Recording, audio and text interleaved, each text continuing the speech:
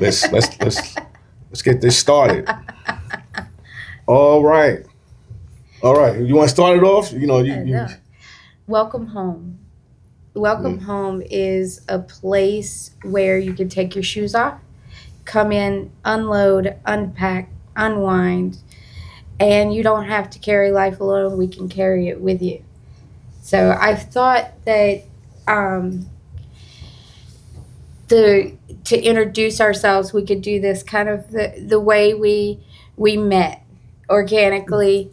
Talk about first date kind of vibes, get to know each other, let people in, and leave them wanting more. yeah. All So right. first things first, I want to talk about you. I want to talk about your accomplishments. I want to talk about your military background. I want to get to know what motivates you and what your vision is for this Nice. project. Yeah. All right. Well, let's start off. My name is Jay. Um, so there's a lot of things that motivate me, but for the most part, I'm one of them people. That's why I go back to when we first met.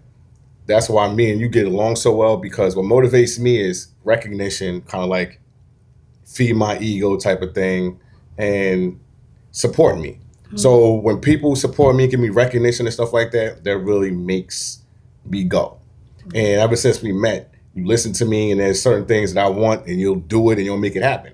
I don't know how you figure out stuff because I don't tell people too much if I don't know them. Yeah. But as soon as we started talking, you started seeing certain things, and when I want something or I say something, you'll make it happen, and then you'll give me compliments, which is very supportive. And sometimes we need that, especially if you are into somebody. Mm-hmm. So when we first met, we started talking, and you was giving off the vibes like, I like what you're doing. You said gave me compliments here and there. And I love that. So that's why recognition is what motivates me, Mm-hmm. even at work. Getting awards, people saying good things about me.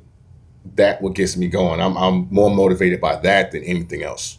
You So know. you look positive reinforcement. Yes, Really, there you because go. And you've always gave me that, even you now. tend to have more of like a positive outlook on things, Yeah, and that's an awesome place to be. Like, what about your parents? Like, how was yeah. it like growing up? It was different, and it was different because you know most people, there's a lot of people that grew up poor. That's a given. However, when I grew up, yeah, and you probably did, but I know you grew up probably different than me because even though you grew up poor, I grew up poor, but I grew up in like when the crack era happened in the '80s. So that's a little bit different from what other people go through because during that era, it was drugs, people was shooting. It was like I heard, it was certain things I saw that most people never seen before, and Right. then I got so used to it that when I heard gunshots, like when I was 8 or 9 or whatever the age was, that was like normal for me, and that's not supposed to be normal. So Right. I grew up seeing violence all the time, but my mother, she made sure I wasn't around that, so we didn't really go outside. Me and my sister stay in the house. She taught us certain things, gave us positive reinforcement, Right. said you're doing good, go to school, and you need that. Like I think a lot of people need that, but a lot of people kind of get sidetracked and their motivation is different, which is fine, but I think that's what kept me anger. going. I think anger motivates people more often than not these days because Yeah, the lack of emotional stability creates anger because you don't know yeah, what to do with it, so it just turns into just natural rage, and then you're told you're not allowed to express anger, so you suppress anger, and then you turn it into motivation yeah, if you're lucky. but and I think that's a very important. That's why I kind of wanted to talk about motivating factors Mhm. because in the military, I learned this early as far as if you want people to do what you want them to do, like being a supervisor in the military, I had to figure out what motivated people to do certain things. So to Mhm. get somebody, especially young people, 18, 19, to get them to do what I want them to do, I had to find out what motivates them. So I realized early that some things, like for them, it was time off. So time, that's what Mhm. motivated them. So if I said, all right, I need y'all to clean this bathroom or do something they don't want to do, they're like, I don't want to do that, whatever, they'll complain. But then I know, all right, they love time because they want to party or whatever. So I'll Yeah. say, you do this next week, I'll let you leave or go home early. I'll give you a day off. Yeah. Our commander, when I was in the military, if you did good on your fitness test, you get a day pass Okay. and you get a day off. But what's funny about that is I got that before because I was really always physically fit. I loved the fact that I got the day pass certificate. It's like a whole certificate. I still have it. I hang that up. So I love that positive reinforcement. Yeah. Not the day off. I wasn't like really bent on like I wanted to be time. What I is wanted it? that certificate. Accreditation or like the Yes. acclamations, so I that still have drives it. you. Yep, I still have it. Yeah. But that's what I'm saying. That motivated people was that time off. Yeah. And now a manager for truck drivers, what their motivation is money. Yeah. That's a lot of people, females. Maybe not you. We're gonna get to that. We're gonna get to that. No. Wait a second. I say I want it all.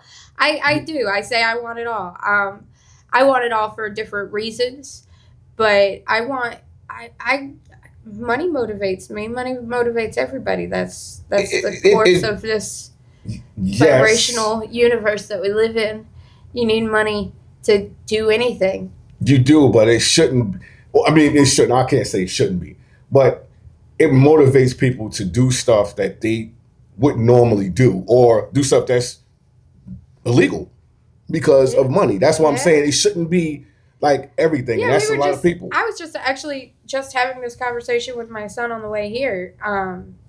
How he grew up, and he was like, I'm kind of glad I didn't grow up with the mindset of like material stuff. I was like, hold up, let's not knock the fact that you guys had every new system when it came out, the gaming system, and you had name brand shoes, and you had, because I intentionally lived in an area that was higher class than I could afford, because it forced me to give my kids a life that I normally wouldn't be able to, because I wanted my kids to be in the same standard. I didn't want them to be made fun of for having less than the people around them.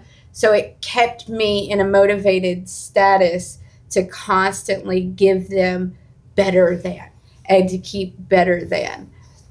But at the same time, I enforced earning. You have to earn things.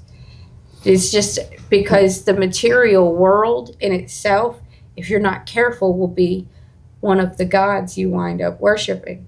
Money, material stuff, people who have shoes and hats, and Yeah. it winds up becoming part of your personality.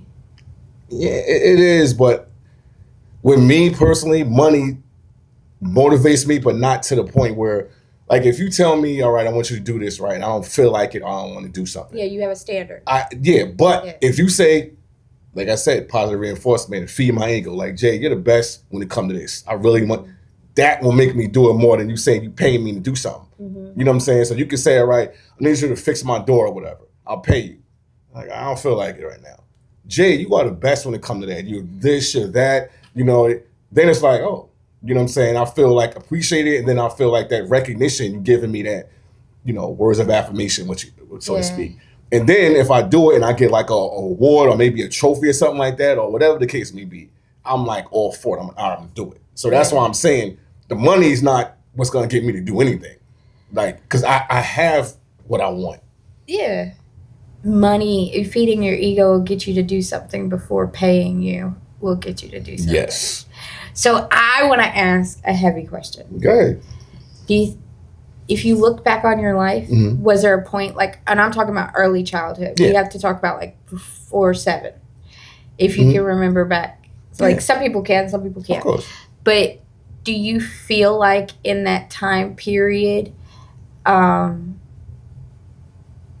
you might have been overlooked if you weren't always at your best? Yeah. Even in the military, yes. When I was a kid, there was times where I had a talent or I had something that I knew or I could do. And since I was shy, I didn't really talk. People used to tell my mother, because my mother even told me that when I was a kid, I didn't really talk when I was in school or whatever. Maybe I was shy. I don't remember that part. Yeah. But teachers would talk to her and talk down on me because they thought I couldn't speak or I didn't know things. But then I would tell my mother everything, and he was like, he talks. My mother would come to school and be like, you did this, you did that. And they didn't understand that, I could. I just didn't. I was shy or I just didn't feel comfortable. Mhm. But I did get overlooked. People did, look at me in a certain way. But, even in the military, that's one of the things I don't like is the fact that you're not appreciated and you'll do certain things and they value certain things that to me don't mean anything. Yeah. And the stuff that does mean a lot, they don't value. So a lot of times that kind of was like, it was a struggle because it's like, I got my master's degree, which is, I think is a big accomplishment. To the Air Force, that don't mean anything. Really? It don't. Wow. It don't, because it doesn't strengthen the Air Force. Okay. So in their eyes, if you get a degree for yourself, how does that make the Air Force succeed? Right. They don't. So if I was a volunteer for whatever and bring like my Air Force, buddies or whatever, and we do something Air Force wide, and the Air Force looks good, we on TV, and we clean up the neighborhood. That one day would mean more to them than me getting a master's degree, yeah, or me doing other things that I did that was amazing, which is kind of weird. But at the same time, if you do good in their eyes, they will give you all the recognition. You'll get certificates, days off, all kind of stuff. So I did get recognition for certain things. I started realizing that. So let me do this and do that, and it worked. And then I got to the point where they was like, "You're doing so good. We want to move you this place to where you get more opportunities." right.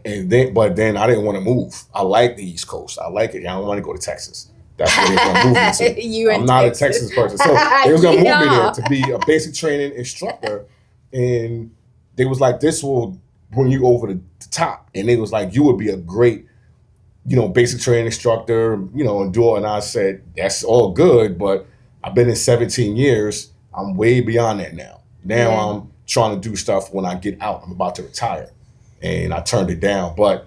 Again, certain things I don't like. The fact that if you do certain things they don't like, and say it's still good and positive, you won't get no kind of recognition. You don't care what you're doing. It could be, I could be going for the be the president or whatever. Or if it don't, well, it should strengthen the Air Force. But if it does, if you do something that doesn't strengthen the Air Force, even if it's great, they don't care and they will not give you recognition. It don't matter.